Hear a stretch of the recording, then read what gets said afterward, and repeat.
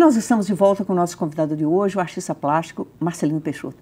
Marcelino, a gente estava abordando algumas questões relacionadas à arte contemporânea no final. Fervorosamente.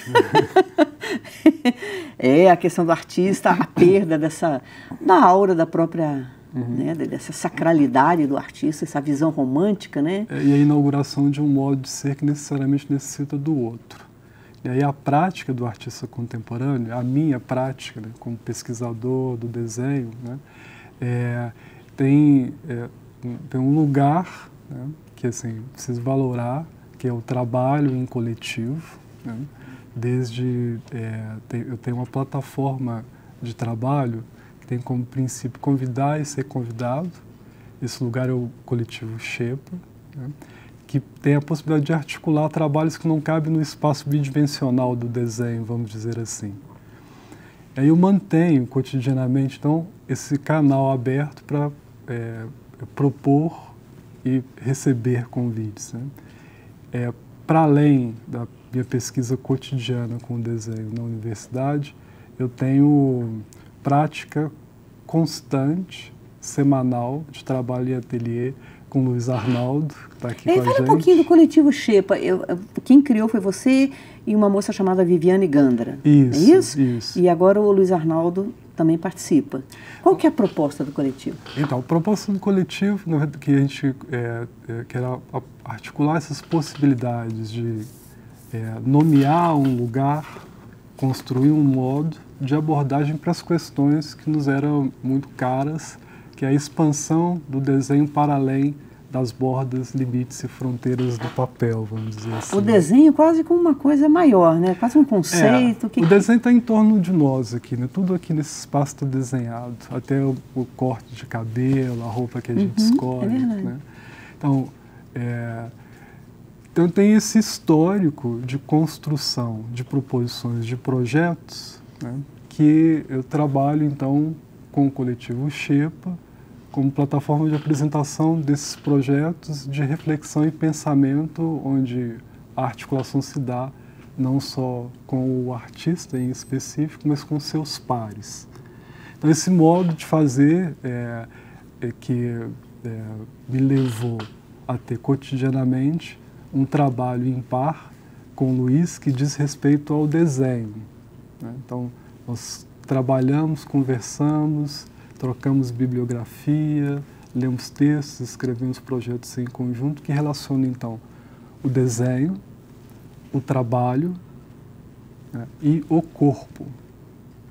E só de curiosidade, nesse processo coletivo, né, que você mencionou, como que se dá, a autoria se dilui um pouco, né? Porque eu tenho a impressão que na obra, assim, seja ela qual for, você não consegue mais definir isso aqui é do Luiz, isso aqui é meu, isso... Não é? Eu tenho a impressão que as fronteiras aí... É bom lembrar que a gente pode ser preso por ser cúmplice, né? Então, e de fato, você não é companheiro, parceiro de trabalho de alguém se você não é cúmplice. Então, na verdade, tem um interesse comum muito grande que faz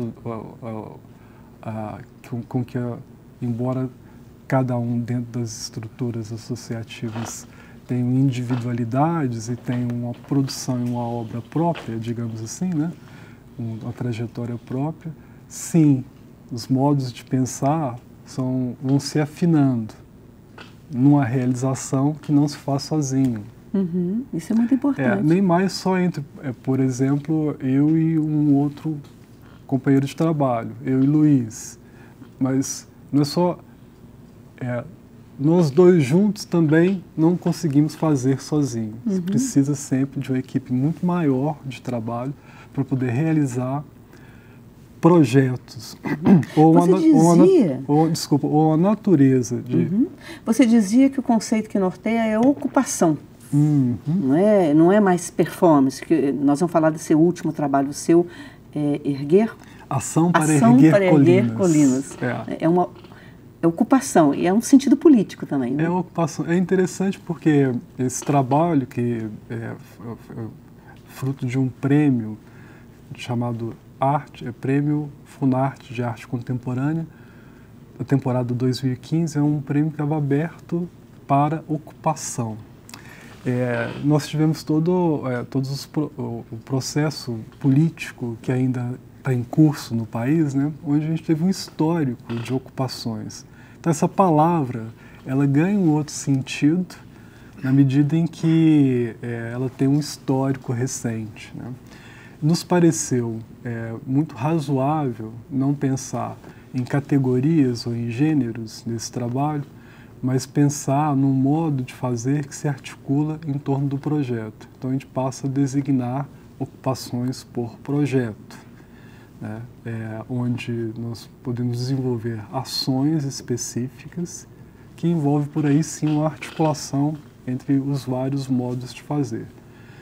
Mas nos interessa sobretudo neste trabalho, né, essa relação entre o esforço, né, e a construção que se faz a partir desse esforço.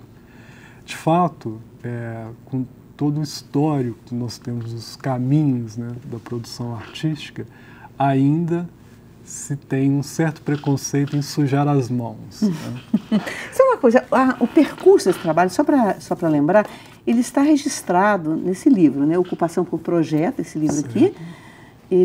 Esse livro, ele fez parte do prêmio, né, que você ganhou, Exato, então exato. Você podia falar um pouquinho sobre ele? Posso sim. Esse livro, então, ele articula uma série de projetos que foram escritos e realizados ao longo dos últimos 11 anos e que tem como matéria o trabalho braçal, ou seja, o trabalho do auxiliar da construção civil, nos seus fazeres ordinários, numa matéria ordinária, que no caso de um certo histórico aí, os tijolos, a gente construía paredes sem cimento que tendiam a desabar e ao final de 3, 4 horas eu tinha construído e edificado uma ruína, né? Essa é um pouco a natureza deste trabalho. Agora, pensar como o desenho, como isso se articula dentro de um espaço ali, como desenho, né, é sempre muito instigante, porque coloca o desenho como articulador do espaço, a partir de ações realizadas pelo teu corpo. Como para dizer, agora, quando estamos conversando, as pessoas estão nos vendo e também está configurando um modo de ser, um modo de articular, de transformar o espaço, transformar o pensamento, mas que se dá numa relação de corpos. Então, esses corpos desenham. Estará acabado, né, também, né? É efêmero também esse nosso encontro. As pessoas estão vendo algo que daqui a pouco vai acabar, né?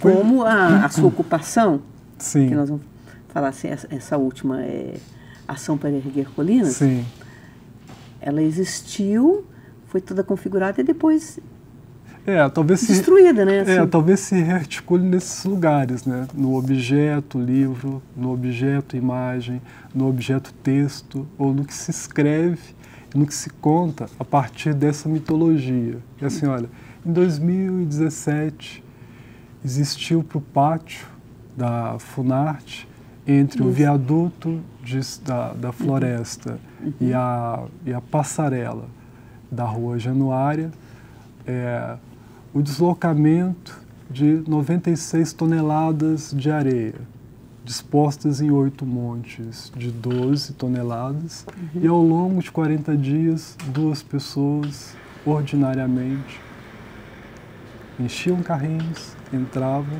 transportavam essa colina para dentro de uma galeria, passava outras tantas horas, outros tantos dias desenhando esta colina transportada, depois voltava, transportava de novo, ou seja... Até que um dia isso acabou. Até que um dia isso acabou. E as pessoas levaram, inclusive, para casa um pouco dessa areia. De fato... Era essa a proposta. A proposta é trazer o quanto mais possível este público para o qual foi destinado toda a estratégia, digamos assim, de gráfica, de divulgação, de comunicação, que é o operário da construção civil. Então, essa areia ela foi doada numa estratégia que é fixar cartazes, a porta de obra, fazer circular essa informação de que existe areia para doação. ao fim da obra, né? Mas não foi. Ela passa a ser doada 20 dias depois da exposição, que dura 40 dias, se iniciar. Então, as pessoas interessadas em construir com esse material se inscreviam e eram responsáveis por retirar, transportar essa areia para fora do espaço. Nesse gesto, você quis problematizar um pouco, né, a questão do trabalho braçal, intelectual, artístico, né? Seguramente, nós ali, nessa articulação entre as pessoas que retiram a areia e as pessoas que ainda estão transportando a areia para dentro da galeria, tudo isso se misturava. Você tinha a atuação de vários corpos fazendo, construindo uma mesma natureza de transformação e de imagem, redefinindo aquele espaço, redefinindo as articulações entre o que a instituição pode, o que o artista pode com o seu trabalho, né? E ao trazer essas pessoas para dentro digamos, do espaço instituído, a gente tem a possibilidade de efetivamente apresentar um espaço público destinado a um patrimônio público a estas pessoas. Né? Muito interessante, muito instigante. Bom, eu queria agradecer muito, né, o nosso encontro, a sua disponibilidade de vir aqui. Eu acho que aprendi bastante coisa hoje. Agradeço eu. Agradeço Abriu meus horizontes. Muito obrigado. Queria agradecer mesmo e agradecer também vocês que acompanharam a nossa conversa até aqui, sempre renovando o convite, né? Sexta-feira às 12h15 da tarde. Até lá.